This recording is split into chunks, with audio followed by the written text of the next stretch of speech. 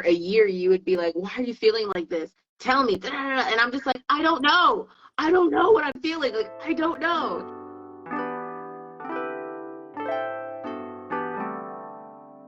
And it took years of going through what I was going through, self-reflection, self-understanding, and honestly, even me journaling for me to flip through and be like, oh, so this is what happened, and reading, like, being able to connect those dots, because your brain is the best trickster of all. Like, it's the best liar. Your brain, lying to you. It will be lying to you, and it will change the story, or it will fluff up some stuff, and you are relying on unreliable facts. So the best thing to do is to write the minute that you feel it, that you notice it, anything, so that you can always go back to what it is. That's one of our best tools we use is now we start sticking a pin in the conversation.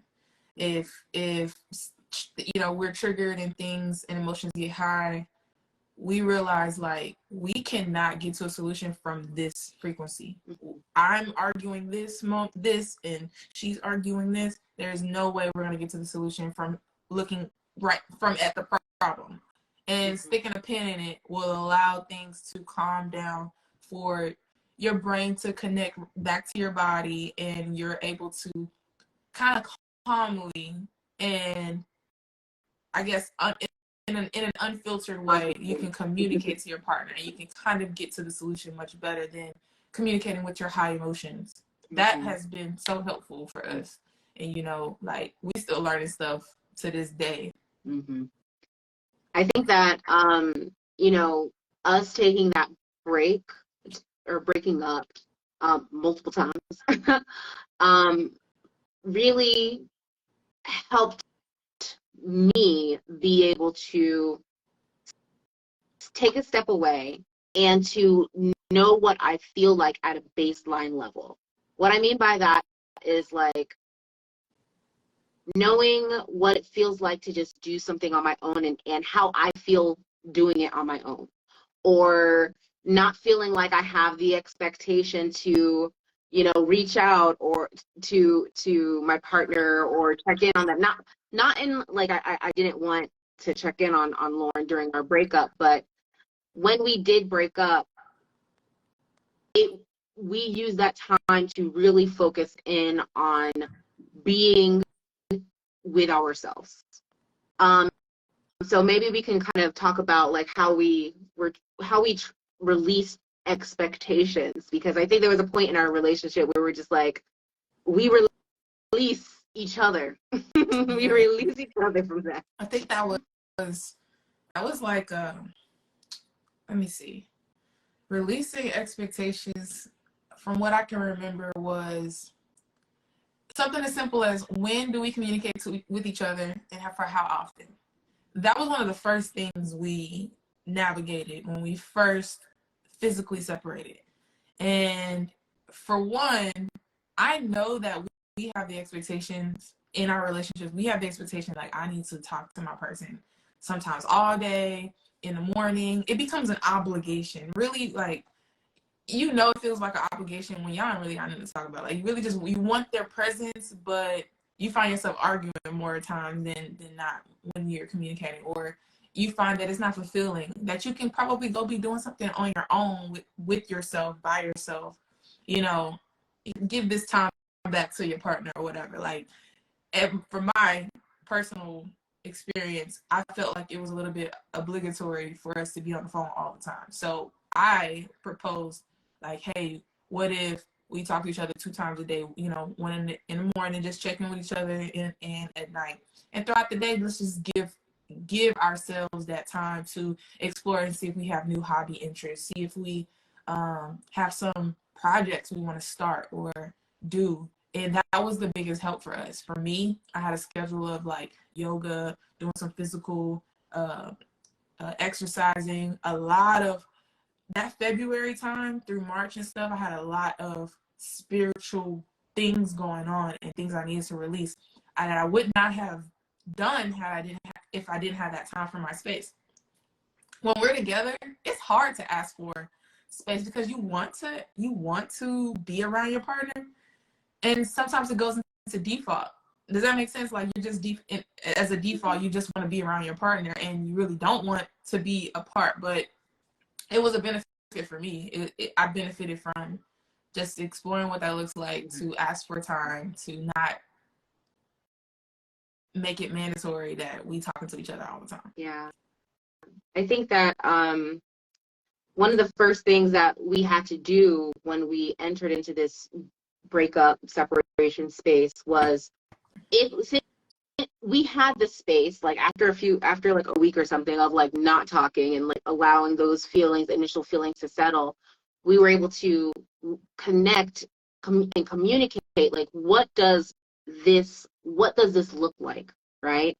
Because, well, first of all, we had to define what a breakup was, because I was moving in one way and you were moving in another way. What way in was terms of you moving in? Girl, I was like, oh, we done. Like, that's it. Like, I was like, block, like, unfollow. Like, I was doing all of that stuff because that is what I understood. Like, you know? And why did you do that? Why was that the response? Because for me, it was me emotionally. Like, the way that I think, for me, it's the way that I cope. Like, I am the kind of person where, if not that you've wronged me at any time or whatnot, but if I don't want to see you, or if I want to, like, you will literally disappear. Like,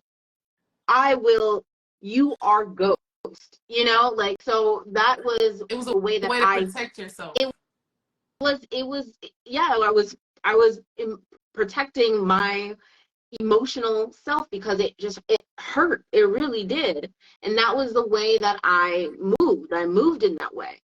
And so after about a week, and we were able to talk about, okay, well, this is what I think this means. What do you think this means? So I think that in order for you to be able to release whatever expectations you have on your partner while you're in a breakup, you have to be able to be on the same page of what this breakup means, right? Yeah.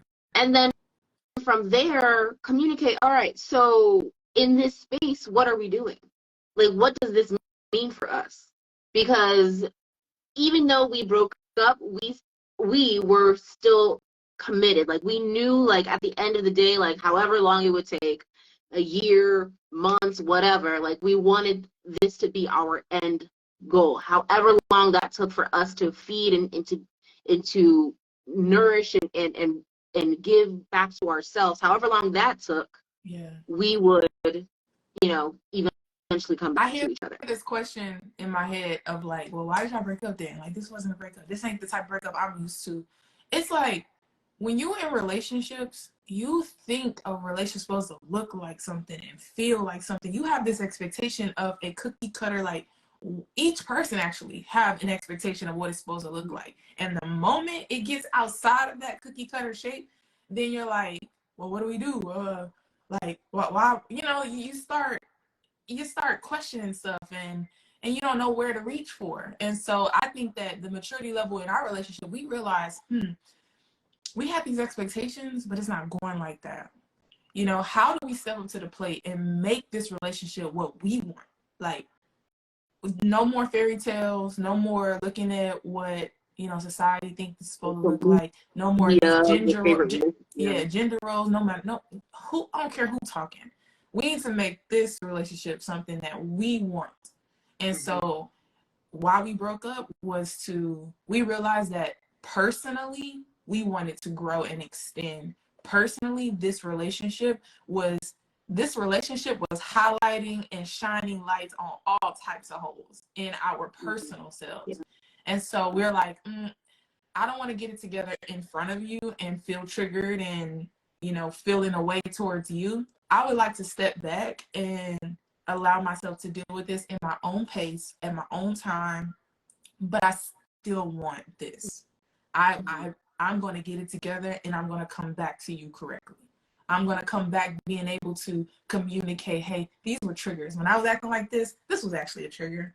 And I noticed it in myself, but being in front of you caused me so much pressure and so much, I wanted to cower and I wanted to, I didn't have time to think on my own. So that's what that was. Like, that's why we broke up. Giving each other time. Yeah. Like, when I say that you are my biggest you are my biggest trigger, but it's getting better. But that's because you are a mirror to me. You are a direct reflection of the things that I still have, or that internally, for some reason, I have this belief in. So, like our earlier example of when I feel pressured by Lauren, it's because of this belief that I'm lazy, or I'm not doing it right, or I'm not enough. That's also one of those big, like, core beliefs that I am always working towards, that was really cemented in my youth and my childhood, right? It's So that you're not enough, and that you need to be doing something to earn someone's love. Yep. And not just